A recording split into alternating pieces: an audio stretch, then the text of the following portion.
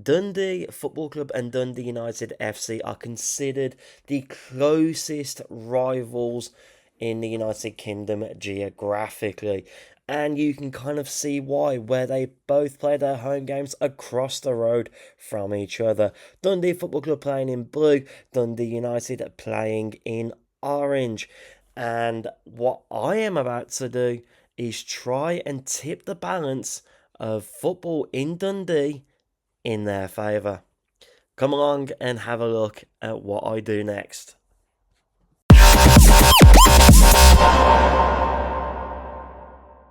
Ladies and gentlemen, welcome back to Andy Day FM and welcome to Scotland, more specifically the Cinch Premiership. Now, as we mentioned in the intro, we are going to try and tip the balance in the favour of both clubs in Dundee. So, what have I done? Well, actually, I've done quite a fair bit to kind of tip the favour in tip the balance in the favour of both Dundee clubs. First things first, we have taken over the club financially by increasing the club balance to just a pound underneath 1 billion. It's going to be the same thing for the transfer budget and also the wage budget, which is up to 5 million. We have also sort of give them a bit more leverage, should we say, with the income. Now, I probably don't need to tell you that there will be a lot of money coming into Dundee. And it isn't just Dundee Football Club. I don't know. It is also Dundee United, by where we've done the exact same thing for this club as well, where the reputation as well for both clubs is up to 10,000. We haven't changed anything in regards to the stadium. We've only changed the bank balance as well as the transfer budget, wage budget, and the income. Now, this will affect both clubs massively. So, what I would like to see, one is the rivalry go absolutely worldwide for both clubs, both Dundee and Dundee United. And actually, it would be nice to actually see somebody else win the Cinch Premiership other than Celtic, because over the past few years, it's been dominated by Celtic and namely so Rangers. And I actually think the last club to win the league other than Celtic and Rangers was back in 1984-85, and that was won by Aberdeen. So join me on an adventure to see just how well both clubs in Dundee and Dundee United do, and let's get this rivalry started. We're going to jump ahead 12 months to see if both clubs actually bring any top quality players into their clubs to help them possibly win the Scottish Premiership. Who could it be? Could it be Dundee? Could it be Dundee United? Let's find out. 12 months ahead. Here we go. So we have gone 12 months into the future, and it is the end of the 23-24 season. Who won the league? You probably could have guessed it, especially after one season. It was Celtic. But actually, Dundee United did finish in second, only 5 points behind Celtic, whereas Dundee finished in fourth. What is good to see is that Dundee Football Club have actually qualified for the UEFA Champions League next season, and Dundee United Football Club have also qualified for European football next season in the Europa Conference League. Now, I do want to have a quick look at this season's transfers. And actually, just this season alone, a notable mention for João Felix joining Dundee Football Club on a season-long loan for 2.5 million. That's not actually a bad signing, that is. But who did they sign last season? A couple of notable mentions in the likes of Memphis Depay, who signed for Dundee on a free transfer. Chris Richards from Paris. Andrea Carboni from Arsenal on loan, Christian Eriksen from Man United, and Ben Davies from Tottenham Hotspur. So £76 million was spent last season, and this season so far is only 5 million. Let's have a quick look at the schedule then for this for the season just gone. Dundee were knocked out of the Viaplay Cup in the second round to Rangers, and actually the first Dundee derby was a win for United, a 2-1 win for the Tangerine Army before they actually won again against Dundee, another 3-1 win in this case. Oh, a couple of notable mentions as well. Abel Hernandez. We'll have a look at that in a minute as well.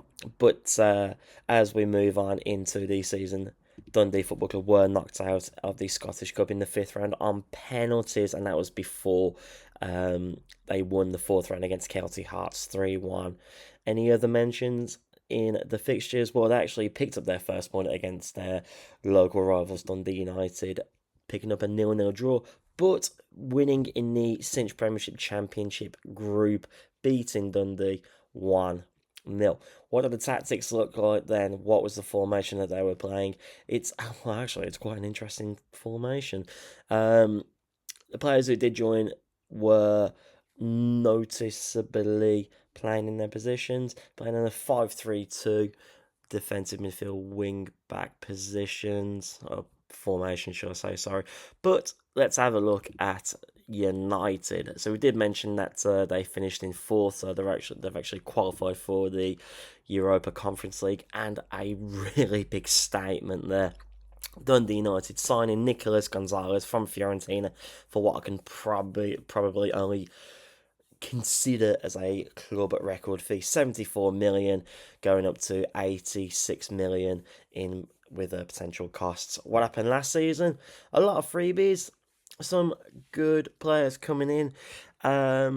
The highest paid fee, as we can see, was only 975,000 pounds, going up to 1.2 million. So not a lot spent last season, but this season with a statement signing in signing Nicolas Gonzalez from Fiorentina for that record fee. What did the schedule look like then? So a Viaplay Cup second round win against Livingston, knocking out Celtic in the quarterfinals in extra time. Josh Martin scoring that goal in the 100th minute, beating Hearts in extra time in the semi-finals before being beaten in the Viaplay Cup final on penalties to Aberdeen. Aberdeen winning 4-2. Bit unlucky there. It could have been their first trophy in the first season. And they also did get knocked out by Celtic in the fourth round away at Celtic Park 2-0. Looking at the championship group phase then, not a single win. Only picking up 2 points out of the 5 games. So, quite interesting, that one. I thought they would have actually spent a bit more money in the first season, but Dundee United were playing with a 4-2-3-1 formation, so I guess it did work well for them, only spending 1.6 million in the first season, but I am quite intrigued to see just how much more money they're going to spend. We'll jump ahead a few more seasons and I'll probably come back in around about 3 years' time just to let this save settle in a little bit, and we're going to see ask the question, can Dundee or Dundee United topple Celtic off their perch? Let's see what happens. Back in a minute. It is now the 1st of July 2027, 4 years into this current challenge, and I'm really encouraged to see what's happened. And actually, the pendulum has swung over towards Dundee Football Club.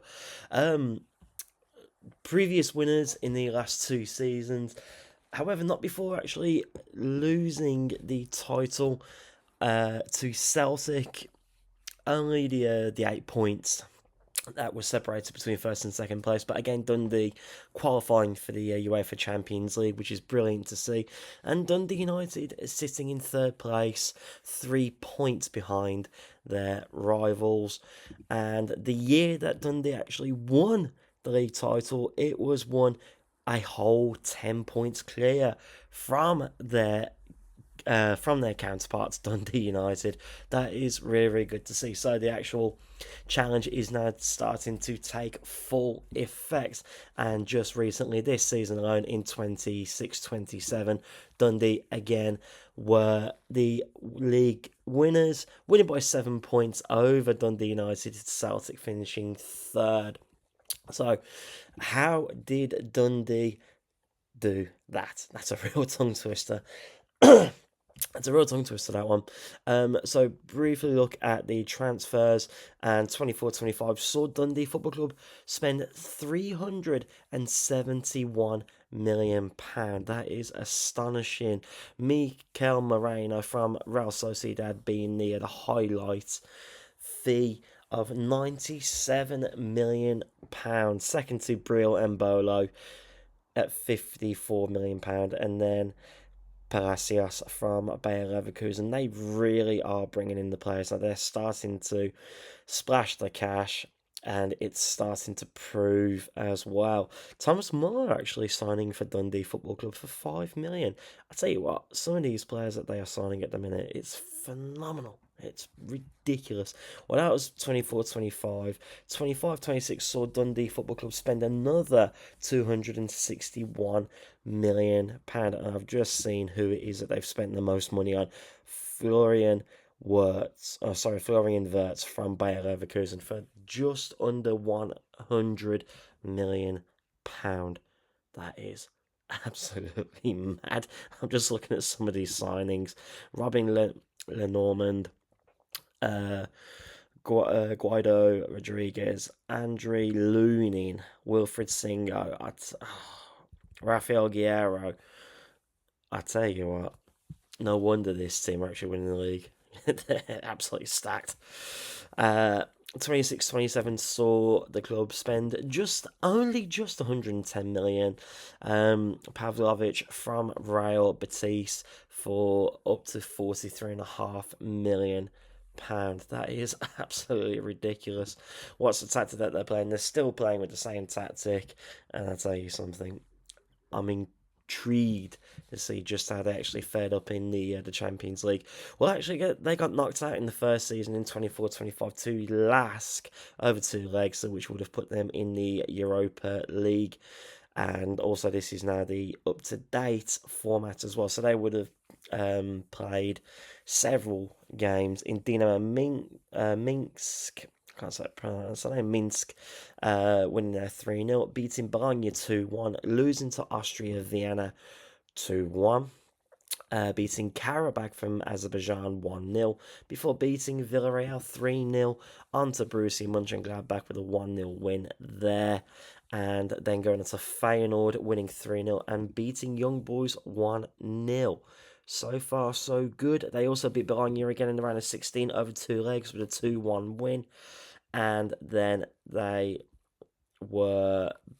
they beat Chelsea. My maths is terrible. They actually beat Chelsea 5-4 on aggregate in the quarterfinal stage, and then winning the semi-final 2-1 against AZ Alkmaar from Holland. But I think that was a little bit too much for them to do, because they got beaten by Benfica 2-1 in the final, which is, it's heartbreaking actually. It was a really good season up until that point. They also got knocked out by Celtic in the Scottish Cup quarterfinals 2-0. What about the Via Play? Was there any mention of the Via Play? Actually, they won the Via Play against Hearts 3-0 after also going down to 10 men. Mateo Kovacic being sent off. So actually the first sign of a trophy coming for Dundee. So let's have a look at this, shall we?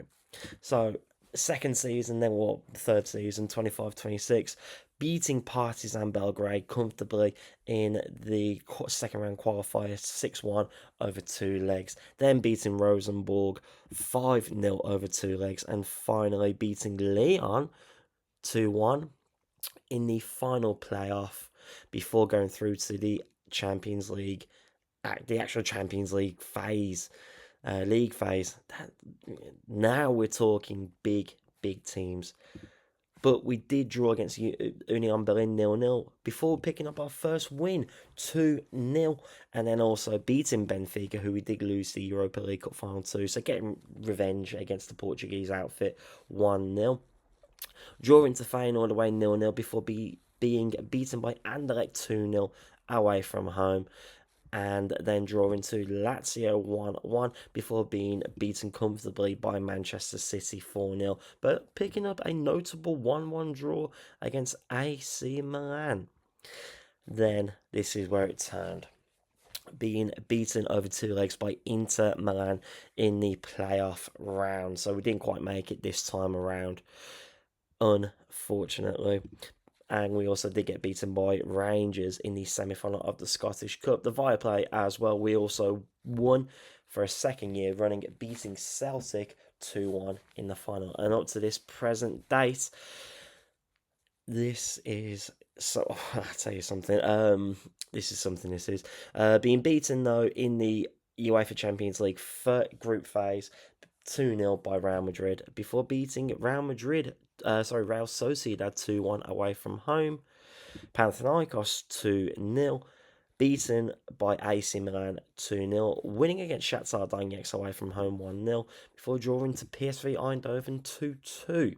Man United were the next opponents for Dundee FC, winning 2-1 away from home at Old Trafford, and then beating FC Porto from Portugal 1-0, losing to RC Lens, and then winning the home fixture 1-0. However, it did go to penalties and we were successful. However, we were beaten by Real Madrid. Were we? No, we didn't. I'm very, very sorry. I told you my maths is terrible. We actually beat Real Madrid on penalties. It was a astounding victory. And then we moved on to the quarterfinal stage where we beat Tottenham Hotspur over 2 legs 3-1. And I do think... Actually, yes, we were. We were victorious against Inter Milan in the semi-finals over 2 legs, 3-2. And then we were beaten by the French side, PSG. Who are they? Never heard of them. Beaten 2-1 in the Stade de France. You could kind of you couldn't write that anymore. PSG winning in France. That is ridiculous. We were actually knocked out by Dundee United 3-1 in the quarterfinals of the Scottish Cup. What about the Viaplay? Were we victorious in that? We were. So 3 times now Dundee FC have won the Viaplay Cup. I know it's kind of like a small league cup, but a win is a win. Are we still playing at the Kilmac Stadium? Yes, we are. So we've looked at Dundee. Let's have a look at Dundee United. Let's have a look at who they've brought in, shall we? We'll go back to 24. That's too far. 24, 25. Jesus wept. 525 million. And this is the same season that they spent 74, rising up to 86 million pound on Nicolas Gonzalez. That wasn't the end of it though, because they spent 91 going up to 100 million on Ivan Toney from Brentford, Taron Murphy from Nice as well for a very cool 67 million. Lucas Torreira from Galatasaray for 54 million, and Alexander Golovin from AS Monaco for 50 million pound. And that's just a few of them. This is ridiculous. Juan Foyth from Villarreal, 57 million. Anthony from Manchester United for 48.5 million. Mavididi, can't pronounce his name. Mavididi from Leicester for 34.5 million, and Denis Suarez from Villarreal for 19.5 million. And that was just the first seat. That was just 24-25. Somewhat different story though for 25-26. Only the £130,000 on Philip Jorgensen from Chelsea, and that was a loan. However, 26-27 saw Dundee United spend only the 61 million, and the highest of that being Mads Hermansson from Leeds United. So, that amount of money should be winning you the Scottish Premiership, shouldn't it?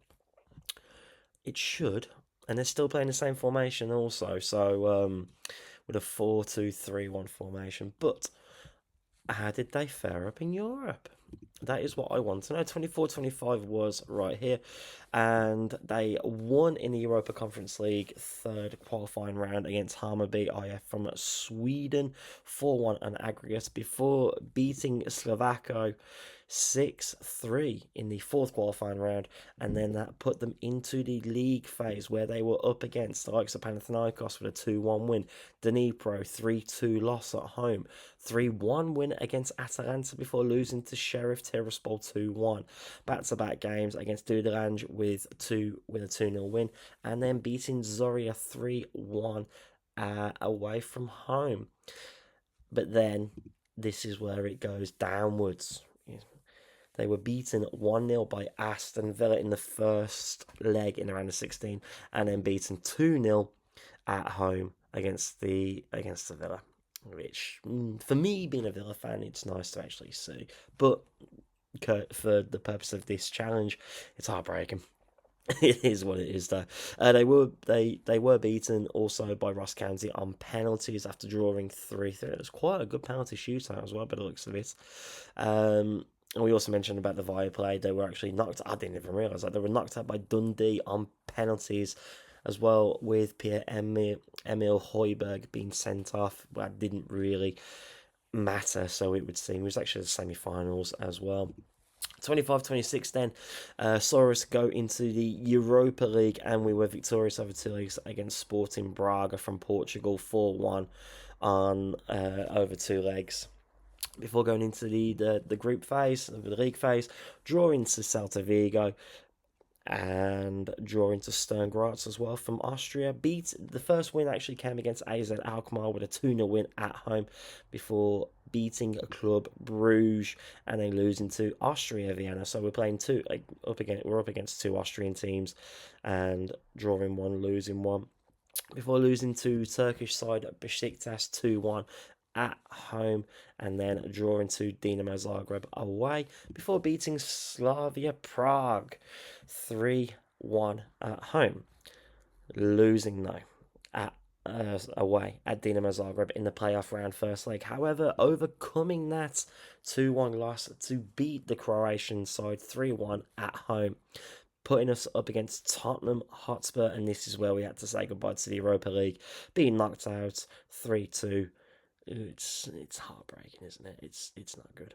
However, we do, over the 2 teams between Dundee and Dundee United are the first of the 2 out of the 2 sides to win the Scottish Cup final, beating Rangers at Hampden Park in extra time, as well, going down to 10 men in extra time. So, first piece of silverware coming to Dundee United is the Scottish Cup, and up to the most current season, this is where we were in the Champions League for the first time in this save, beating Bromby IF over 2 legs 4-3 before going up against Benfica, winning in Portugal, and then bringing it back to Tannadice Park where we were able to win 3-2, 4-2 over aggregate, and then beating Galatasaray away from home in Turkey, and then picking up the draw at home 2-1 over 2 legs, which then put us in the UEFA Champions League phase. So this is something brilliant to see. Panathinaikos away was a 1-1 draw before drawing away at Tottenham 0-0, losing to Paris Saint-Germain 1-0. So we haven't picked up a win yet. However, you could probably be forgiven for the teams that we're playing up against. Barcelona 3-1 loss before drawing to Atletico Bilbao 1-1, as well as AS Monaco at home, losing to Bayern Munich. These fixtures are brutal. We lost 3-1 to Bayern Munich before drawing to Napoli 1-1 at home, and that was the end of our European campaign. However, wins in the Scottish Cup 4th round against St Mirren 4-0, Dundee knocking out Dundee 3-1 in the quarterfinals, Livingston in the semi-finals before losing to Celtic 2-1. So sort of mixed messages here, whereas Dundee are a little bit more successful in the Viaplay, so it would seem to be more successful in Europe. Dundee United have actually won the Scottish Cup and have actually only just started to compete in the European campaigns, which is good to see. And what is nice as well is that both Dundee and Dundee United are playing in the Champions League next season. Yes, it's the qualifying round, but that's not too bad. We'll have a look again in around about. Should we go to 2030? We'll go 3 more years ahead, and then we'll just see whereabouts Dundee and Dundee United are. Which way is the pendulum going to swing? We'll find out. Can Dundee maintain their league winning status as well as success in Europe? Can Dundee United maybe topple them off the top? Let's go find out, shall we? We have gone 3 years ahead, and as you can probably see by the title holders, the current holders are Dundee United. Is that their only league win since 1982? Actually, no, it's not. So, since Dundee won their first 2 league titles in 25 26, 26 27, Dundee United got a bit fed up of it and won their own league title, their first since the 1982-83 league season, winning the league 11 points above second place Celtic, and more importantly, actually, 13 points above Dundee. So that's not bad going, but as you can probably see, 28-29 was won by Dundee, not Dundee United. Dundee winning the league 5 points above Celtic, and actually quite a substantial margin difference, 21 points above Dundee United in the most recent season. As we saw from the beginning of this section of the video, Dundee are the current league title holders, winning the league title 9 points above Dundee, and also quite a substantial points difference above Celtic. So we've always started with Dundee. Let's have a look at Dundee United. Let's see what they've been up to. In regards to the transfer window in 27-28, only the £450 million was spent. I'm laughing because it's such a massive amount of money being spent by Dundee United. Bissouma from Tottenham Hotspur was the highest fee of £66 million that was paid for him. Second to Evan Ndika from AS Roma, only for the £57 million, which would eventually rise up to 70. And one that I have noticed is Ollie Watkins, formerly of Aston Villa, signing for Dundee United for a very cool £52 million. The season in between, there was only £14.5 million spent, which was on a Real Sociedad C player in, I'm not going to pronounce his name, him. He was the highest paid fee player. Now, interestingly, in the most current season, Rafinha, Pablo Maffeo, and Joachim Anderson were all signed on a free. So some very, very good business there. However, Max Aarons from Bournemouth was the highest paid fee player, signing for United for 45 million, which will rise up to 56 million pound. A few of the mentionable names as well: Douglas Luiz from Juventus, Fernando Olmo from Real Betis, and Quinton Timber from Bayern Munich. So it's not as if Dundee United are actually sitting back and just letting Dundee take over the finances. Actually, they are starting to throw the money about quite a fair bit.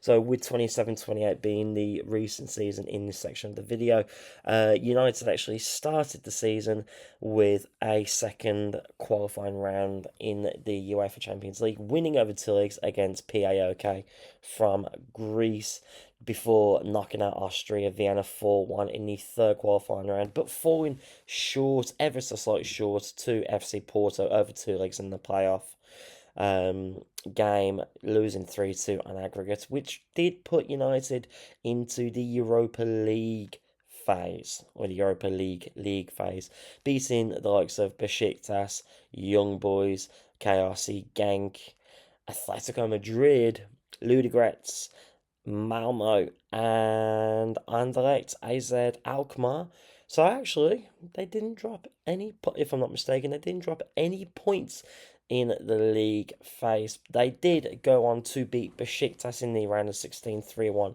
over two legs before knocking out fellow Scottish League rivals Rangers over two legs, beating them 6-0. And actually, where is it? Oh, they got knocked out by Borussia Dortmund 3-1 on aggregate. But it wasn't the end. That wasn't the end of Dundee United's season. They actually lifted the the Scottish Cup trophy again, beating Aberdeen 2-0 in the final. Also knocking out Dundee Football Club, my apologies, in the semi-final. Also beating Falkirk in the quarter-finals, beating Hearts on penalties in the fifth round. Adrianians 2-1 in the fourth round, and I think that is that. But they did get knocked out by Celtic in the Via Cup semi final 3-2 in extra time. 28-29 season saw us go straight through to the Champions League phase, drawing to Dortmund, beating Club Brugge 2-0, drawing to Valencia before losing to both Bayern Munich and Bayer Leverkusen 3-1 and 1-0, drawing to Slavia Prague, and then being beaten by Napoli and Liverpool 1-0 and 2-1. So it was actually quite a tough Champions League campaign there. But no trophies actually this coming for this season. Being knocked out in the Scottish Cup fourth round 2-1 by Aberdeen. And where's the Viaplay? I always mention the Viaplay. Actually getting knocked out by Wraith Rovers in quite early in the second round. So I wouldn't say a disastrous league, but in terms of domestic trophies, not actually that great.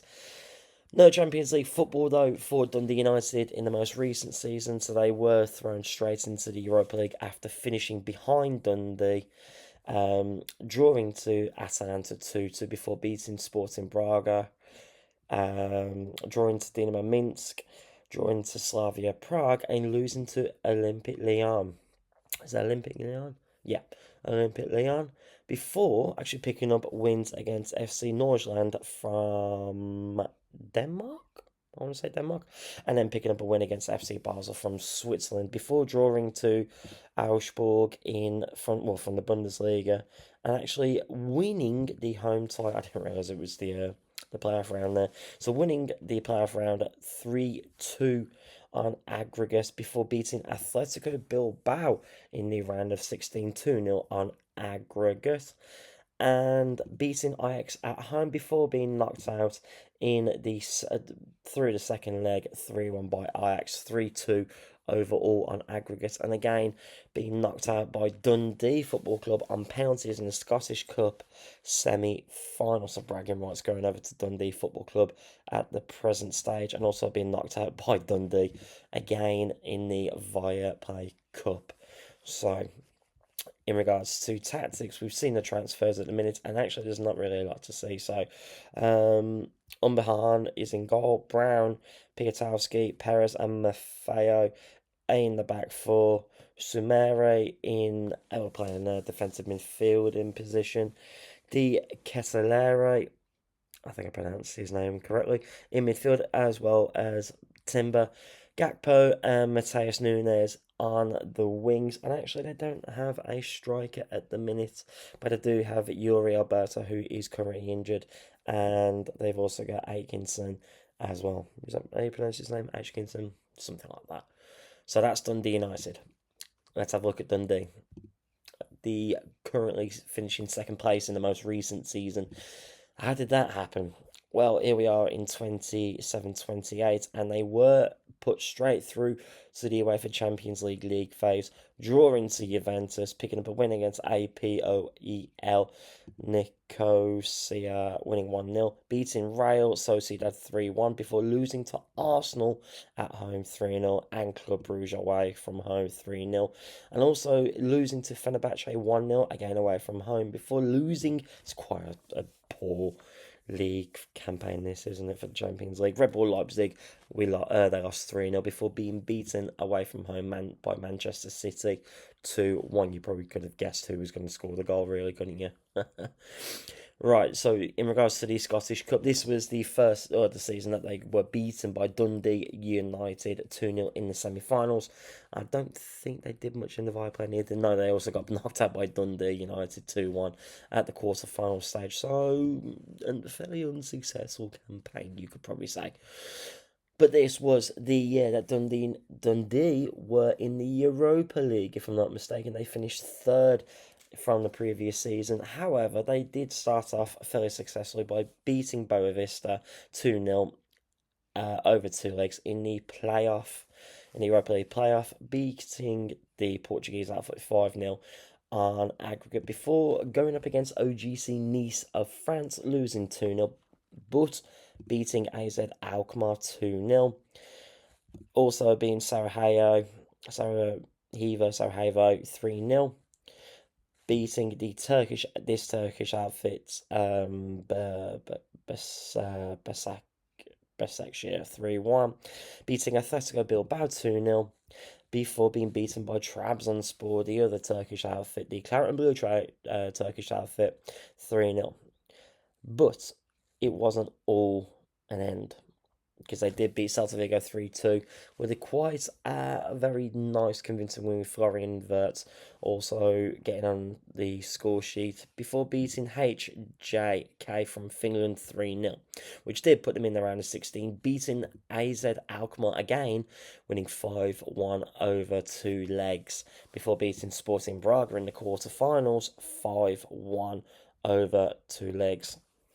And actually, they didn't do that bad, because they did go up against Eintracht Frankfurt, but this time around they just fell short of the cup final, losing 2-1 in aggregate. But they have won the Scottish Cup against Celtic, beating Celtic 2-0. How did they get on in the Viaplay Cup? I always like to look at this.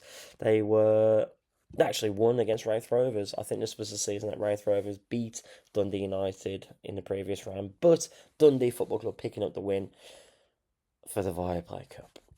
For the most recent season, 28-29, Dundee actually went straight into the Champions League phase again, drawing to Liverpool before losing to Newcastle 3-0, picking up a win against Feyenoord and Legia Warsaw, beating Feyenoord 3-2 and beating the Polish outfit Legia 3-0. Not before losing to Benfica convincingly away from home, 3-0, as well as losing to Arsenal at home 3-0 and Bayer Leverkusen 2-0, but ended the campaign with a 1-1 draw against Fenerbahce, so there was no more European football for Dundee. But they did win a second consecutive Scottish Cup final, beating Hearts this time around 1-0 in the Cup final. Mikel Merino scoring the only goal, which was the decider against Hearts of Midlothian 1-0 at Hampden Park. In regards to the Viaplay Cup, they actually beat Dundee United in the Cup final, so bragging rights swinging back over to Dundee Football Club. It's nice to see. It is really good to see. Well, with the current formation, Dundee Football Club are playing with a 4-3-2-1 or 4-1-4-1 if you want to play it that way, or a 4-3-3, call it whatever you want. I call it 4-1-2-2-1, whatever you want to call it. Karen Seschi in goal, Terzic at left back with Belanova at right back, Pavlovic and Nathan in the two centre-back positions, with Danilo playing in a defensive midfielder role, Marina and Milenkovic-Savic in the middle, with Jadon Sancho and Ngong playing on the wings, and Basualdo playing up top. I've just realised I actually haven't looked at the transfers, which, if you haven't already picked up on a name or two, Jadon Sancho probably been a notable mention. But they also did sign John Stones and Kepa. John Stones was on a free whilst Kepa joined Dundee Football Club on loan from Chelsea. It was only the £232 million that was spent. Jonathan Tah being one of the main signings. However, saying that, Dundee have signed on loan Cole Palmer. Quite an Actually, no, they haven't. They've actually signed him outright. They signed him for a cool, very cool £38 million, and they also signed Gavi from. How old is he now, actually, Gavi? Because he's always quite young. He's 25. So they signed Gavi from Barcelona for a fee of worth up to £47 million, and also Alexa Terzic from Manchester United.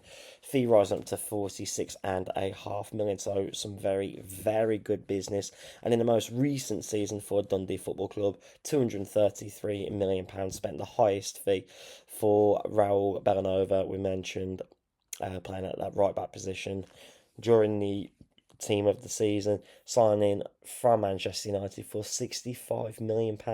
Danilo signing from Nottingham Forest, and Dango Uwatara signing from Bournemouth for the fee going up to 55 million. So it's actually not too bad at all. Again, some very, very good business there. Very, very good, I would say, indeed. And actually, Dundee have now moved to a new stadium.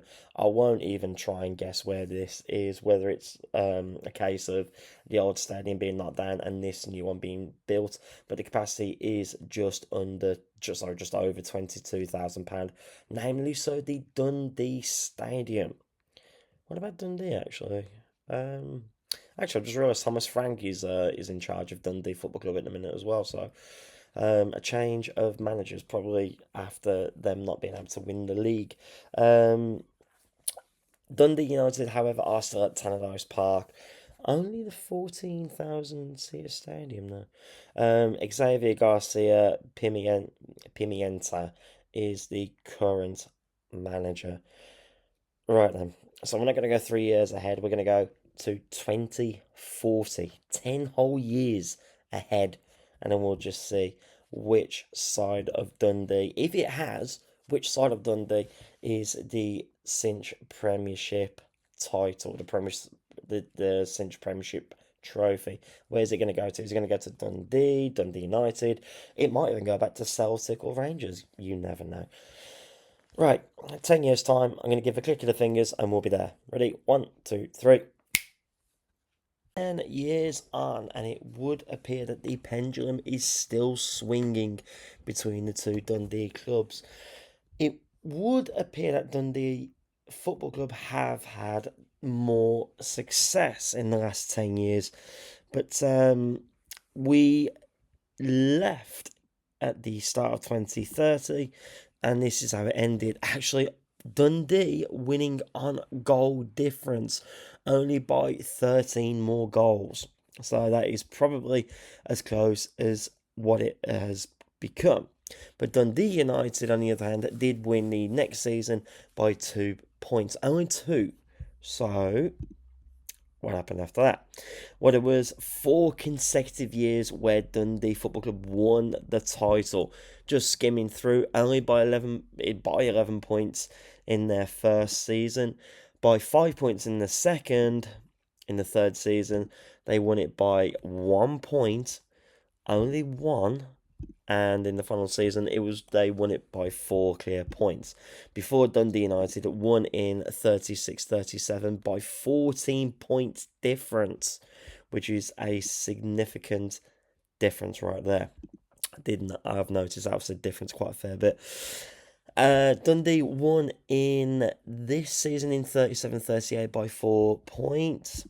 And after that, it was 38-39, where it was only 2 points difference. And Dundee United have won the most current season by 12 points. So, what has been going on? I haven't looked at this at all.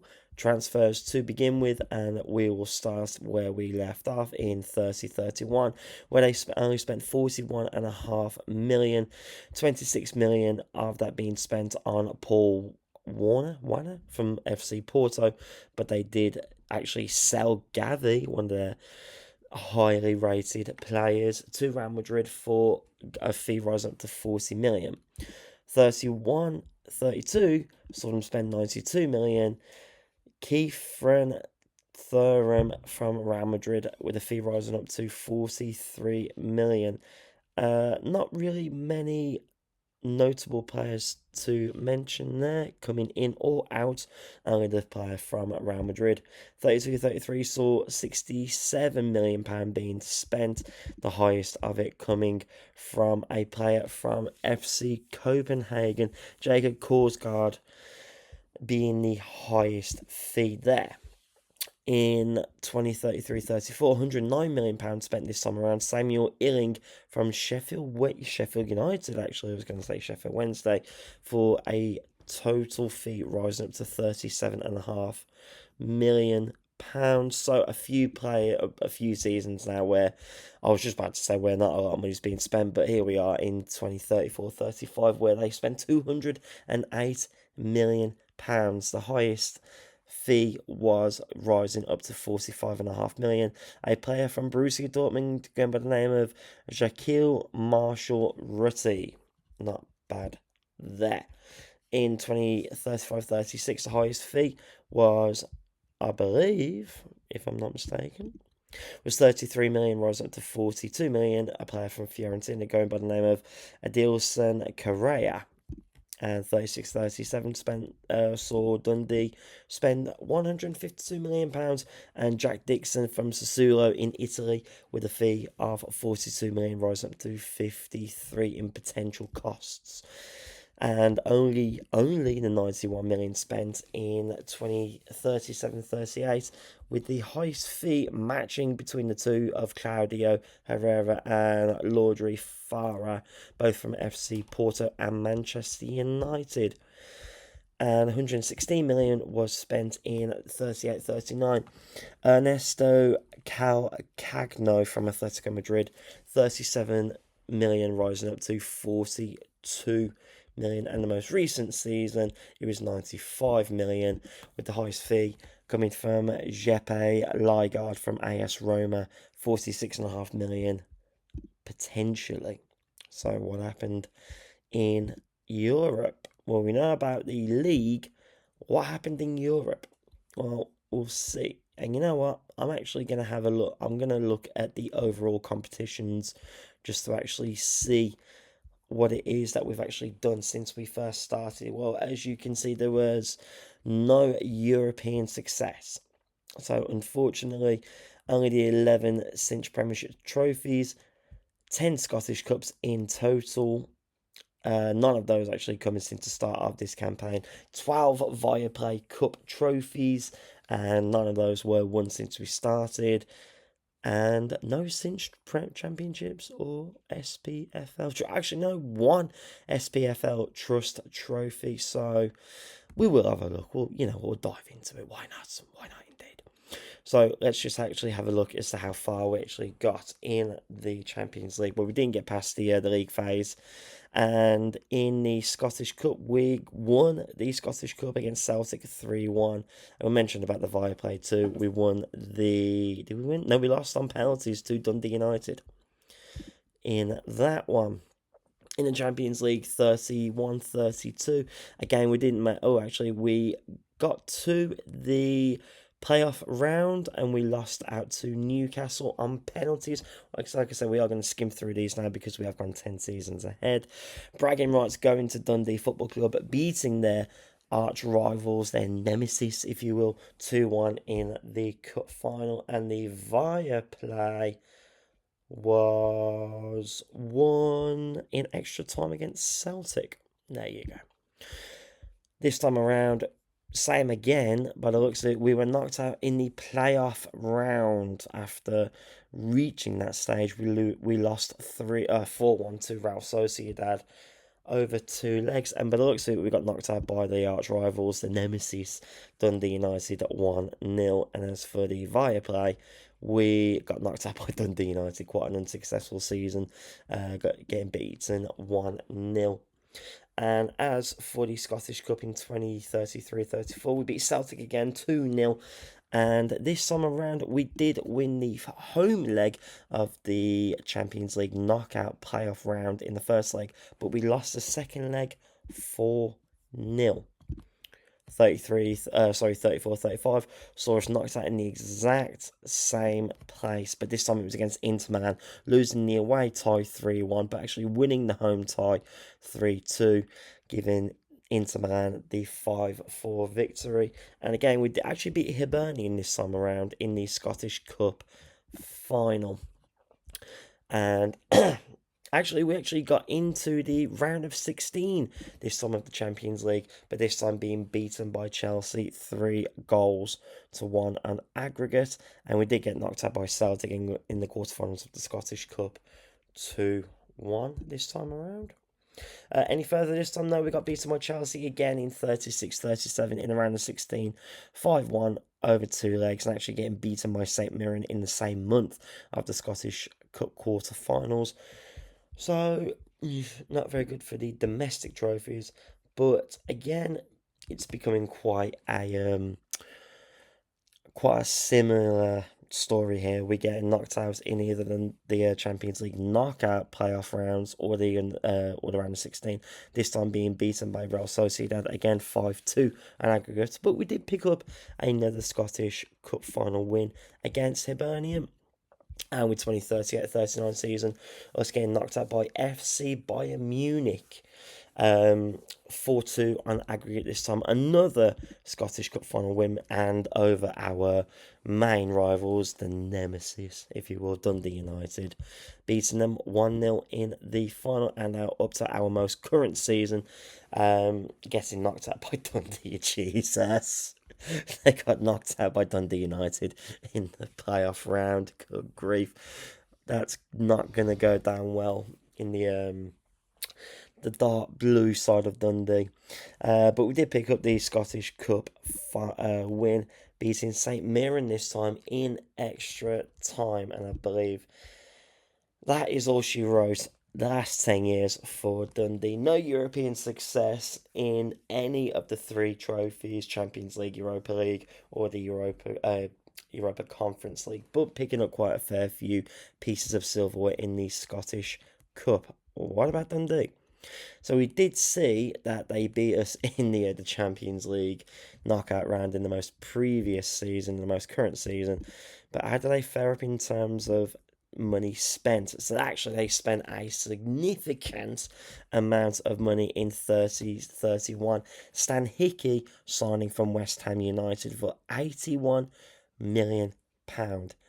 Second to that was Jan and San Sebastian, or Santisteban, my apologies, from Atletico Bilbao, if I'm not mistaken. Is that Atletico Bilbao? I think.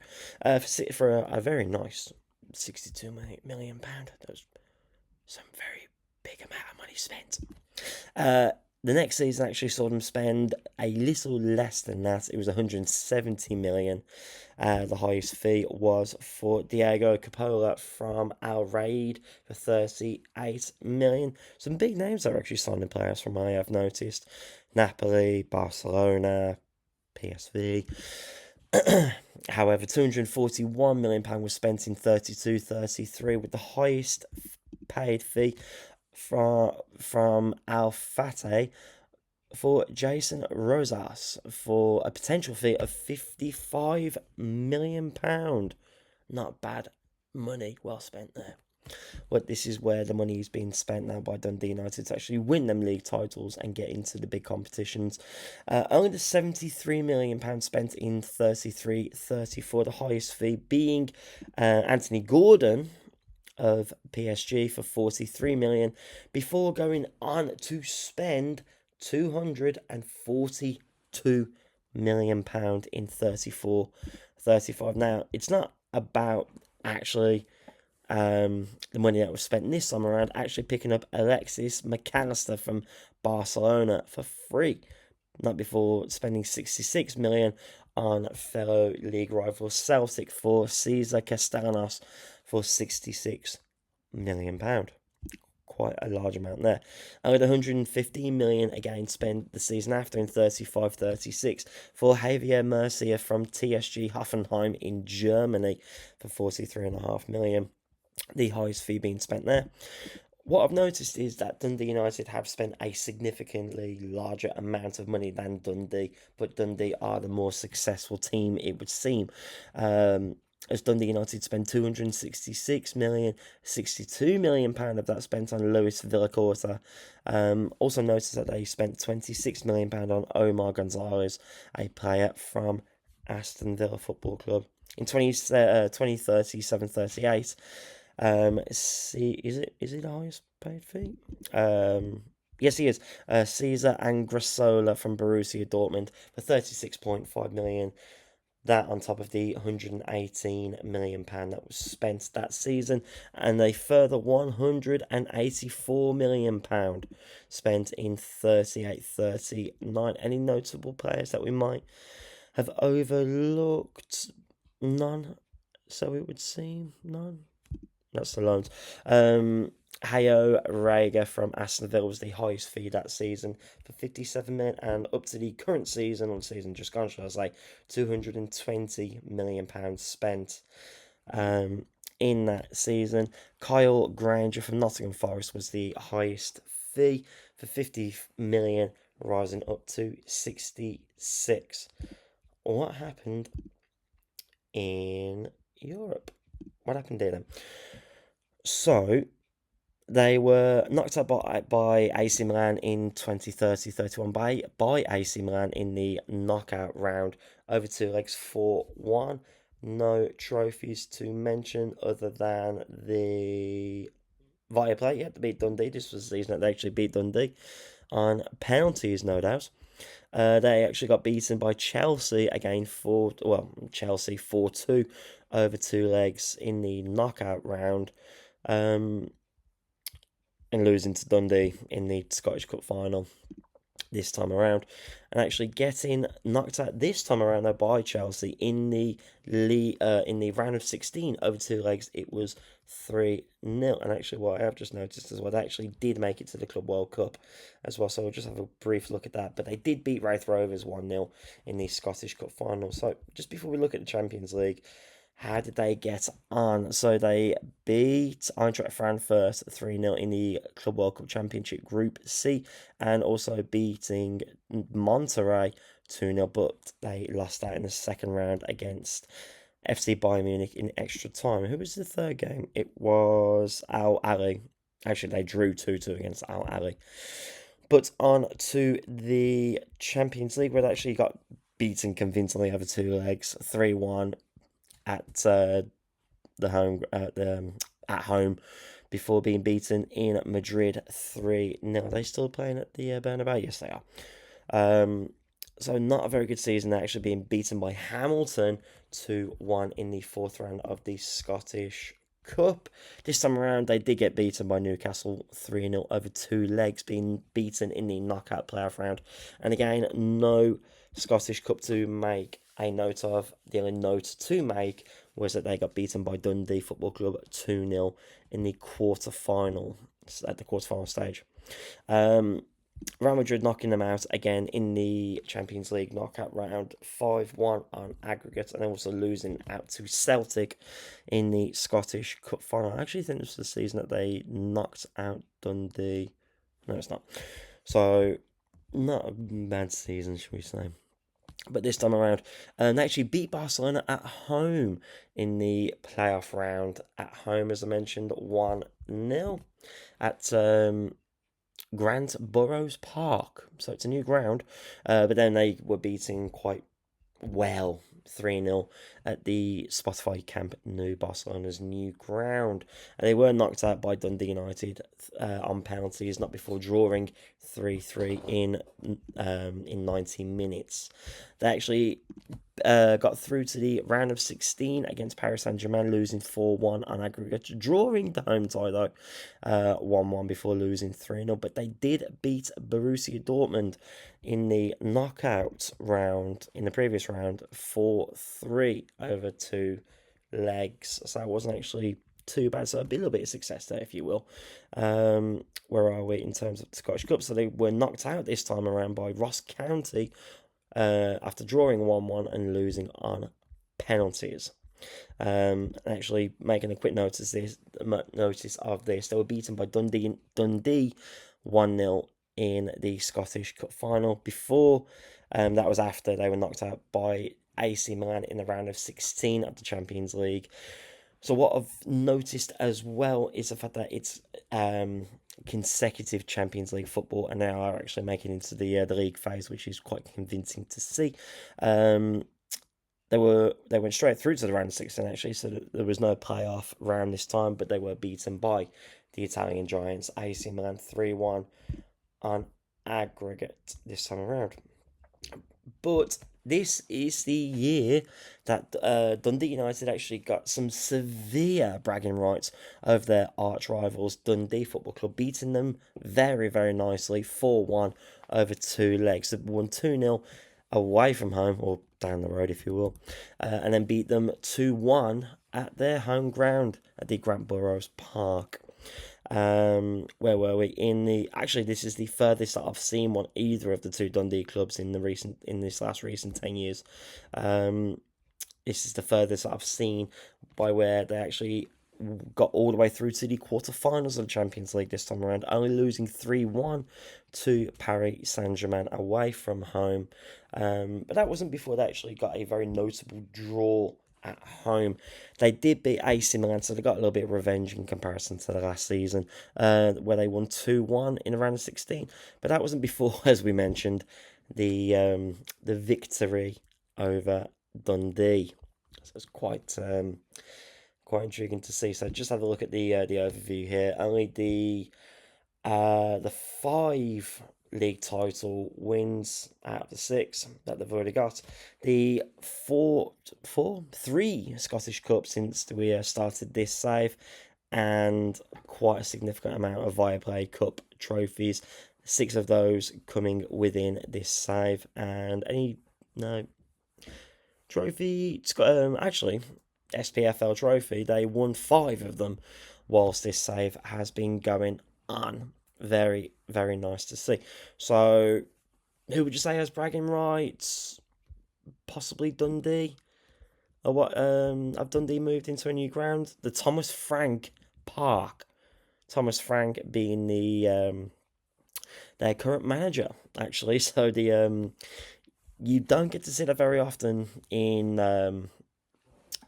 other saves other than our own personal saves, where the club actually name a stadium after you. But the Thomas Frank Park, which holds 38,250 in capacity, very, very nice to see. And in regard, or actually, should I say, can I have a look at the comparison? No, I mean, 11 Premier League Scottish Premiership titles, 10 Scottish Cups, and 12 Viaplay trophies in comparison to Dundee United at the Grant Burrows Park, just under 39,000. So they do have got a little bit of a smaller stadium with Vincenzo Italiano. I'm guessing he's Italian. Their current manager. But as we can see in regards to the trophies, only the 6 league title wins, the 5 Scottish Cups, and the 8 Viaplay trophies. So you can probably say that Dundee Football Club have had more success, if you will. I've really enjoyed making this video to see the comparison between the two Dundee teams, to see just how well the Dundee rivalry can improve within Scottish football. All right, albeit with the help of sponsorships and a significant bank balance. But if you guys, the viewers, have enjoyed this video, please hit a like on it. Please subscribe to the channel if you haven't done so already. Maybe let me know of another challenge that you would like to see. And thanks again for watching. This has been Andy Day FM, loving the Dundee Derby save. I'll see you guys very soon. Bye bye for now.